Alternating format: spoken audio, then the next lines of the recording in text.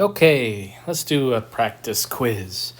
I see that you guys would like some more practice before taking the quiz, so I thought, okay, I'll make up a quick quiz to practice all the skills you need to be successful. Okay, so this covers everything you're going to see. All right, now keep in mind that the time limit on this quiz is 25 minutes. You need to be able to do this in 25 minutes. Okay. I don't know if this video should be under 25 minutes, but then again, I will be explaining things as I go along, so I guess we'll see, okay? All right, and by the way, when you do take this quiz, make sure you show your work. You got to show me everything you do, okay? All right, number 1. The table below contains points on the graph of f of x. And this is my table right here. Which of the following tables contains points on the graph of f inverse of x? So, if this is x, and this is f of x, and I've got negative 5, 11, 15, 0, negative 7, negative 10, then to flip this, right, to find the points on f inverse x, I simply swap x and y. So I make my table, and it is now 0, negative 5, negative 7, 11, negative 10, 15. And it looks like that is answer choice A. Ta-da! That's it. The first question should take you roughly that amount of time. You must know that off the top of your head. Okay. Number 2. Given the graph of h below, notice this says graph of g, I need to say graph of h. Write the domain and range of the inverse function h inverse x in interval notation. So notice that the graph we're given is the graph of h. We want the domain and range of h inverse. Now, you were supposed to realize, I don't know if you did, but you're supposed to realize that the domain of f matches the range of f inverse. And similarly, the range of f matches the domain of f inverse.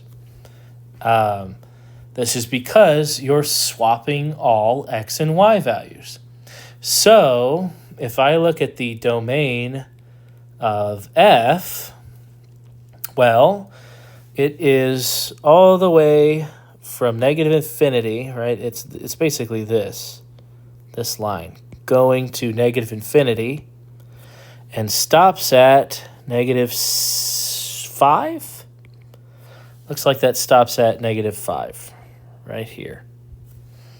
So my domain for f goes from negative infinity to negative 5 bracket. The range of f is from this point at 12, and it goes down forever, right? Because the function is pointing downwards. So the range of f is negative infinity up to 12, and I use a bracket there. So this means the domain of f is, right here, I should actually, because this is h, right? The domain of h is the range of h inverse. So the range of h inverse matches this domain, which is negative infinity to negative 5 bracket. And the domain of the inverse function, oops, hello, there we go, a straight line please, matches the range of the original function. So this is negative infinity to 12. Be careful because you got to flip it, right? You gotta read that question, right? It is not the domain of h. It is the domain of h inverse. So you gotta be careful with that because you're given the graph of h. So you gotta be very careful with that. All right. All right. Moving on to number 3. State the domain of the given function using interval notation. Okay, well, the index is even, right? Because it's a square root. Since, oops, that's not how you spell since square root. So I set domain, so I set the radicand greater than or equal to 0. So it's 5 halves minus 10x is greater than or equal to 0. And now I solve. So I'll add 10x to both sides. This gets me 5 halves is greater than or equal to 10x. And then I will divide both sides by 10. So this is 5 over 2 times 10 because I'm dividing by 10. And, of course, that's 5 over 20, which is going to simplify as 1/4. So x is smaller than 1/4, right? So I'll say, therefore, the domain of this is from negative infinity up to 1/4 bracket. That is because the x is smaller, right? Right? X is less than or equal to 1/4.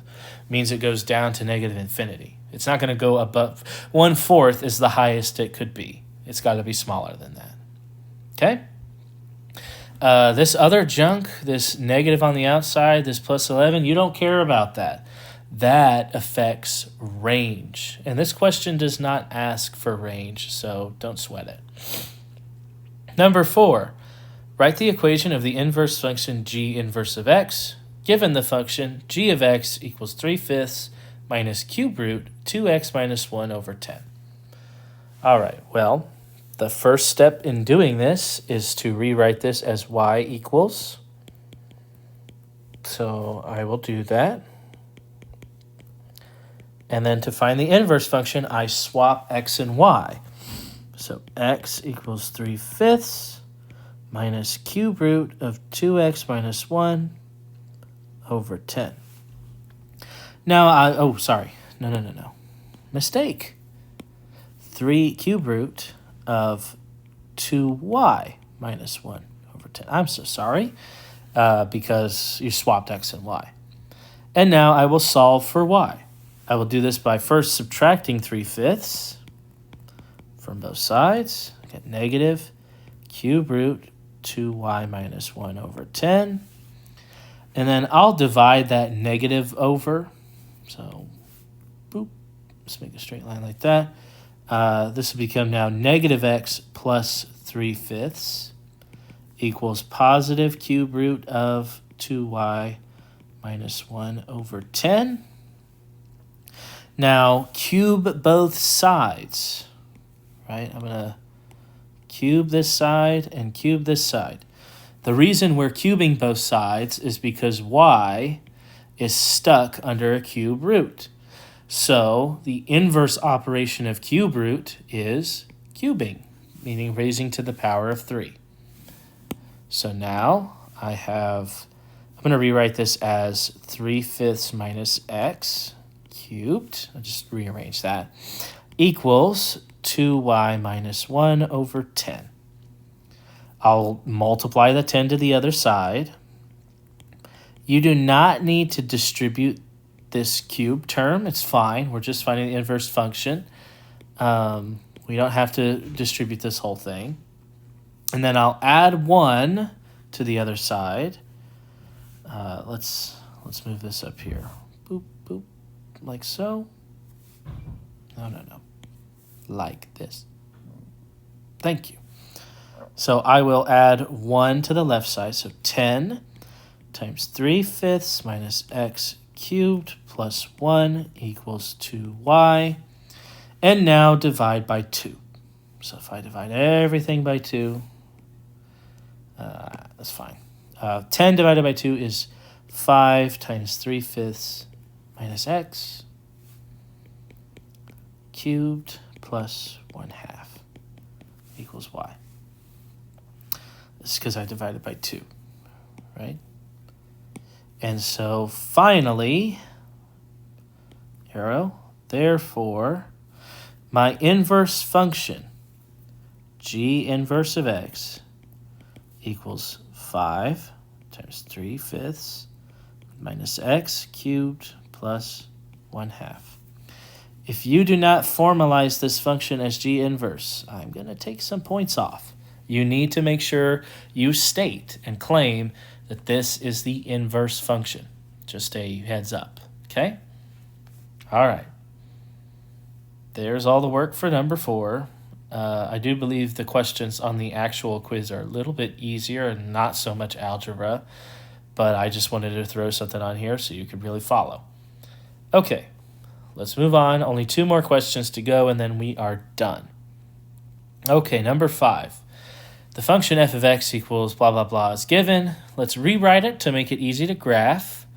And then we can give our domain and range an interval or inequality notation. So that's kind of up to you. I don't really care what notation you pick for this problem, okay?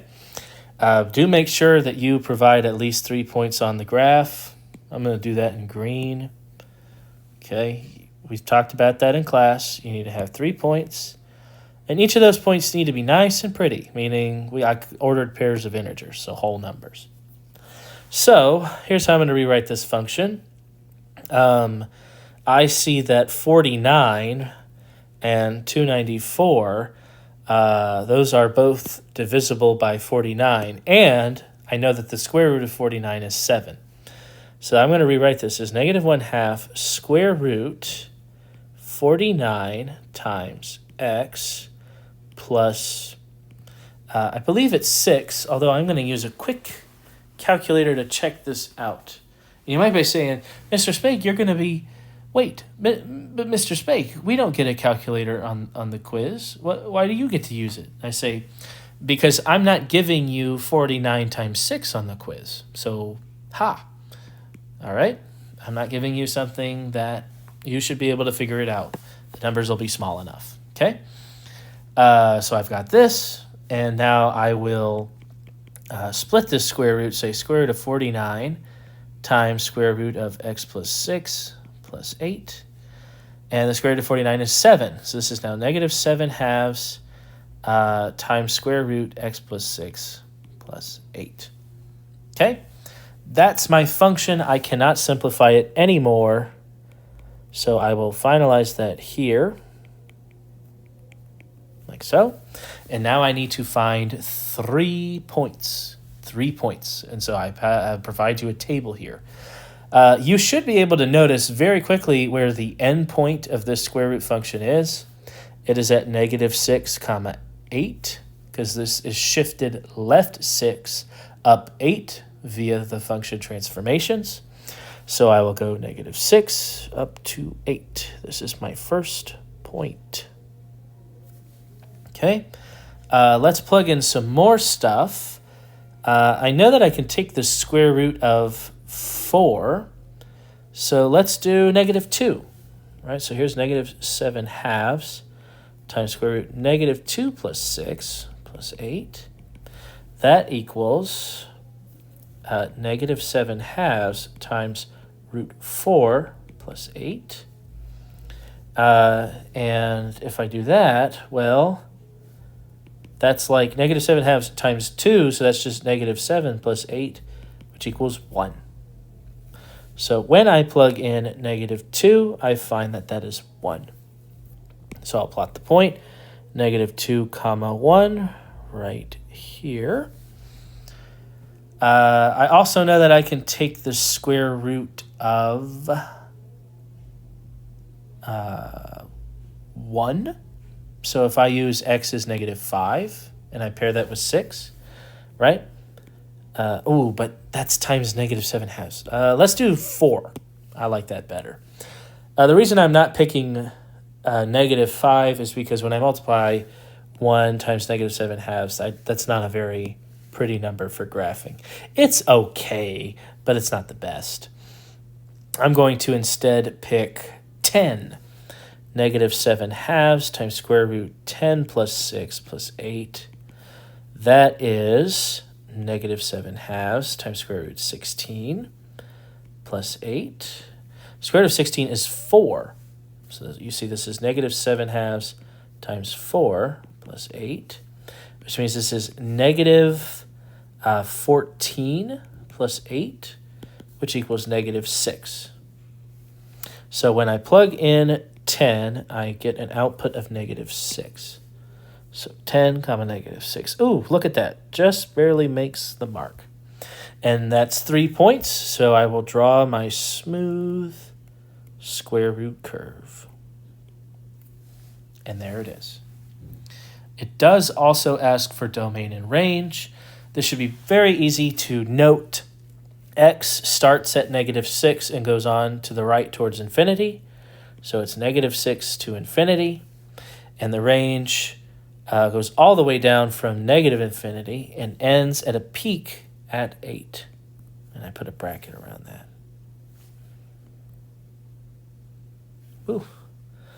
Bracket, I said. I said bracket, not parenthesis. There we go. Okay? And so that's how I found my points. And if you're wondering why did I choose these, I chose these because 7 halves, if I want a whole number, I got to multiply that by an even number. So I looked at the square root of 4, which was 2, which is even, and I looked at the square root of 16, which is 4, which is even. All right. Last one, and then we'll be done with this video. Let's graph this function on the grid below. Use this information to graph f inverse of x. Now, I will say finding the inflection point on this one is a little tricky. I do believe it's at negative 2. Okay. The inflection point is always going to be where if you get the cube root of 0, that's where the inflection point is going to be for x. So if at least I think so. Is that right? I don't know. Let's plot it. So I'm going to make a table real quick, x and y. Notice the table is not provided for us here. But if I do negative 2, then that's cube root of negative 2 plus 2 over 3 plus 3. That's just cube root of 0 plus 3, which equals 3. So negative 2 comma 3. There's a point. I know I could take the cube root of 1, so I'll probably try, if I do x equals 1, cube root of 1 plus 2 over 3 plus 3 is cube root of 1 plus 3. Cube root of 1 is 1, so that equals 4. So when I plug in 1, I get 4. So 1 comma 4 is one of these points right here. And then I could also take the cube root of negative 1.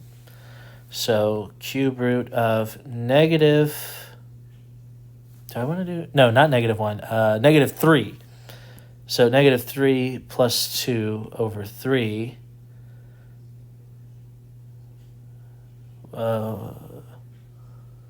No, I'm sorry. Oh, see, this one giving Mr. Spake pause.